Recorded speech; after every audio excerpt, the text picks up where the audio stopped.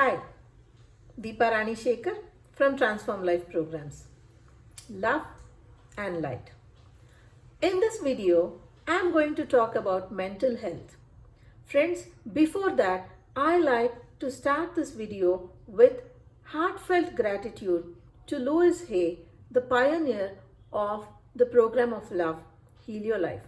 And also, she brings up lot of theories and proof for that about the well-being of mental and emotional health, which reflects in the physical health. So coming to the metaphysical meaning of poop. Yes, you heard me right, poop. Though some of you might regard it as disgusting, eeks, what is she talking about?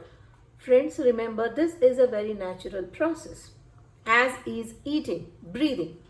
If the movement of bowels stop, if we don't poop, think of all the diseases, think of all the discomfort, think of all that we would go through, right?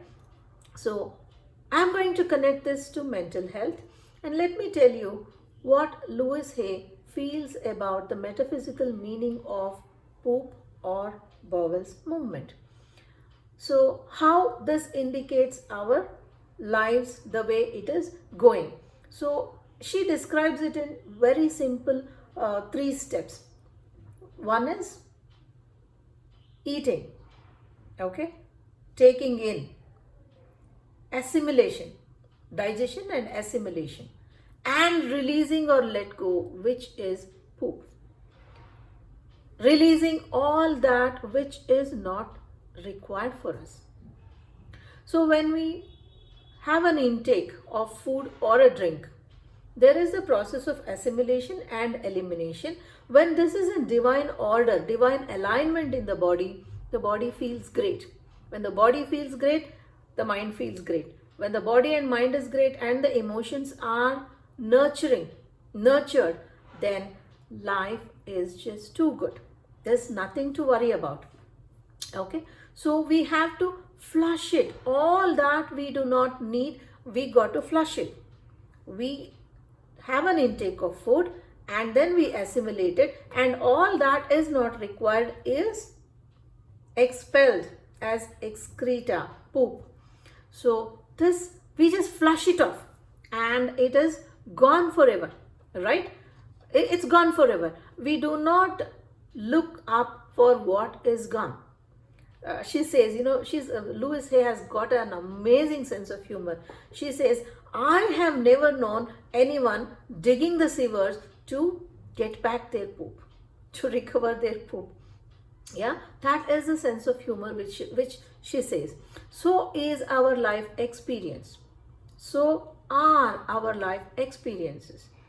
When you partake a life experience, assimilate it, learn what you have to learn from it, and release it. Poop it off. It's gone forever, done. Otherwise, it's like we are digging in the sewers to recover our poo. How disgusting is that, right? But when it comes to life's experiences, emotions, why do we keep going back and revisiting that? Not just poop, friends, even the bolus, the food that we chew.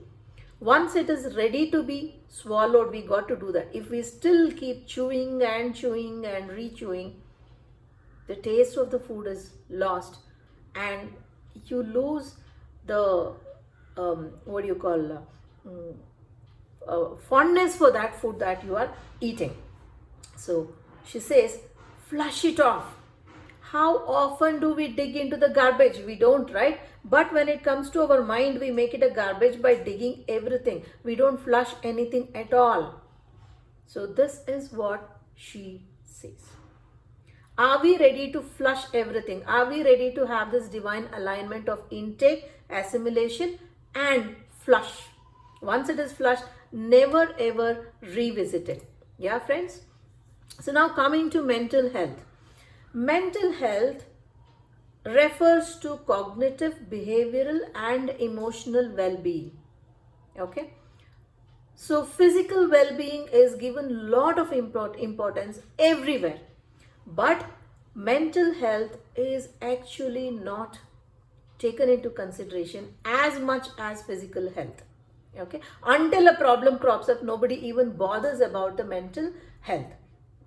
It is and again, there is a taboo that when it is mental health, people don't like to come out in the open and discuss it because they are scared they might be termed as mad or mental. Mental means someone with mental illness.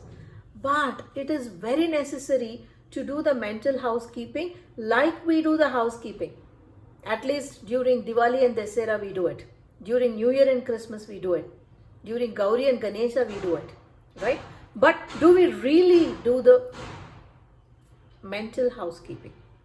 And it's a continuous process, friends. It's not done and forgotten.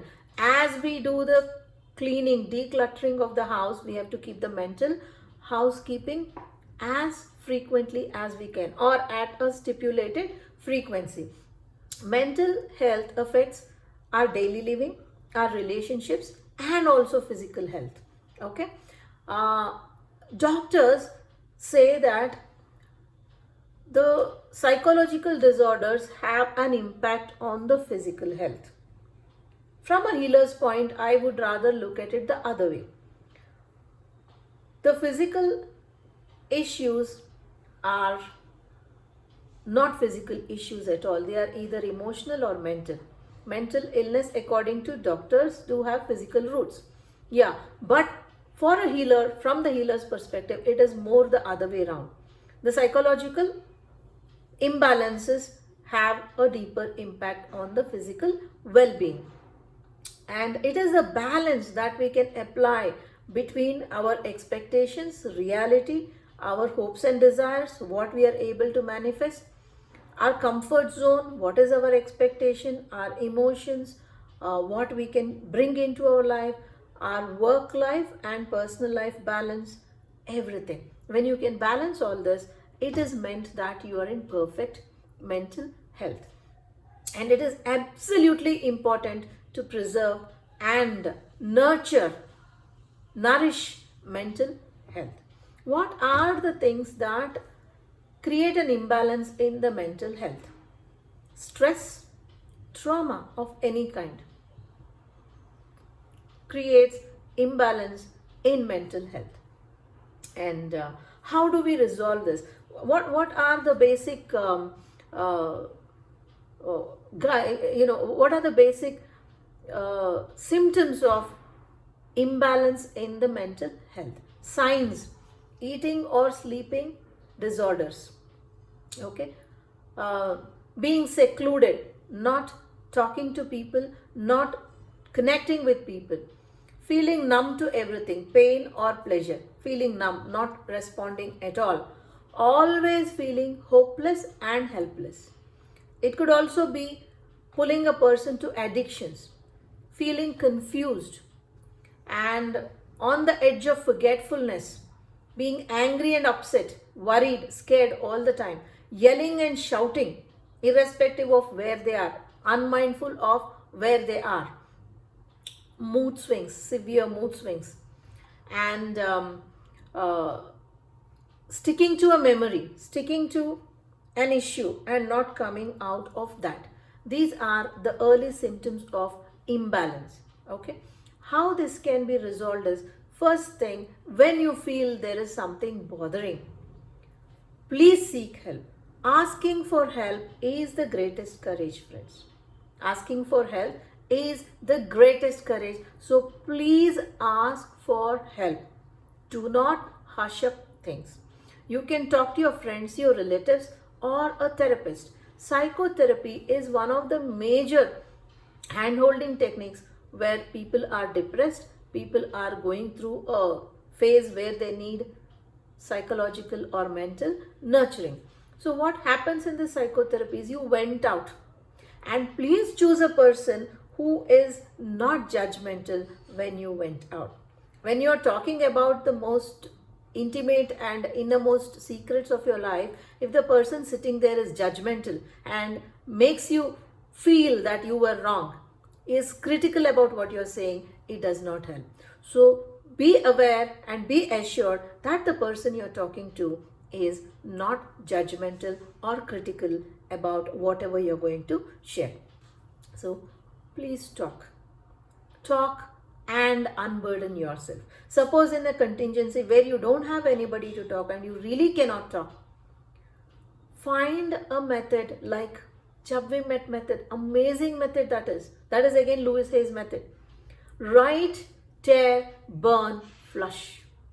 Write, tear, burn, flush. It's gone. It really helps. Okay. So be aware of what you're doing.